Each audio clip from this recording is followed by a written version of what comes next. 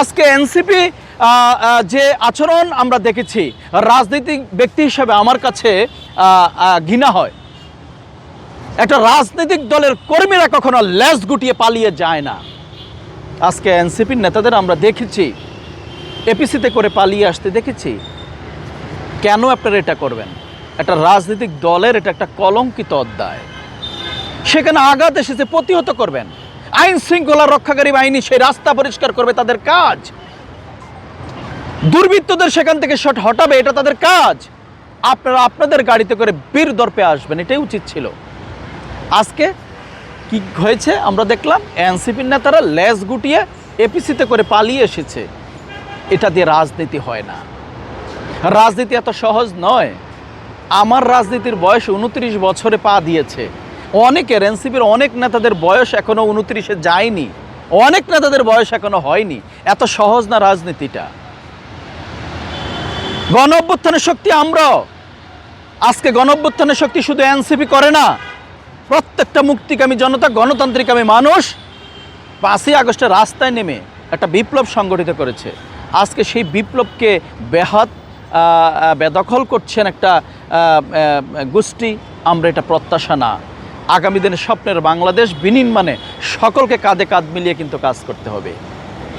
আজকে যদি আপনাদের কাছে যদি আপনারা নিজেরাই যদি এপিসিতে করে পালিয়ে আসেন পুলিশ পাহারায়, তাহলে দেশকে, রাষ্ট্রকে কি নিরাপত্তা দিবেন? এটাও তো ভাববার বিষয়। এটাও ভাববার বিষয়। কিন্তু কিসের নিরাপত্তা দিবেন? আপনাদের কাছে আগামীর রাষ্ট্র নিরাপদ কিনা, আগামীর জনগণ নিরাপদ কিনা, সেটা ভাবার সময় এসেছে এদেশের জনগণকে। আমি এনসিপির উদ্দেশ্য বলতে চাই, যদি কোনো অসৎ উদ্দেশ্য থাকে এর মধ্যে, নিশ্চয়ই পরিহার করবেন না, জনগণ কিন্তু প্রতিহত করবে। আর সারা দেশে আইন শৃঙ্খলা রক্ষাকারী বাহিনীর এক বেহাল দশা দেখছি আমরা। আমাদের প্রত্যাশিত অন্তর্বর্তীকালীন সরকার ইউনূসের কাছে আমাদের যে প্রত্যাশা ছিল, সম্পূর্ণ ভুলুণ্ঠিত হয়েছে। অপ্রত্যাশিত এক ব্যক্তিকে আমরা দেখছি আজকে অন্তর্বর্তীকালীন সরকার প্রধান হিসেবে। এটা আমাদের প্রত্যাশা না। একটা স্বপ্নের বাংলাদেশ বিনির্মাণের জন্য 5ই আগস্ট রক্ত দিয়েছিলাম আমরা। প্রায় 2000-এর মতো আমাদের সহযোদ্ধা, সহকর্মী নিহত। মায়ের বুক খালি হয়েছে এই বাংলাদেশ দেখার জন্য। কেউই নিরাপদ না, কেউই আজকে নিরাপদ না। আজকে পুলিশ প্রধান, আজকে স্বরাষ্ট্র উপদেষ্টা করছেন কি? এখন তো কোনো দল নেই।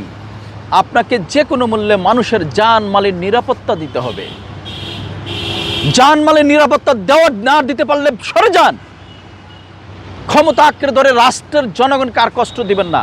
গত 54 বছর এই দেশের জনগণ কষ্ট, নিপীড়ন, নির্যাতন সয়ে একটা স্বপ্ন দেখেছিল 5ই আগস্টে একটা সুন্দর ভূখণ্ড তৈরি হবে, প্রাণ খুলে, প্রাণ ভয়ে, নির্ভয়ে বাঁচতে পারবো। সেটা কি আমরা প্রত্যাশিত পেয়েছি?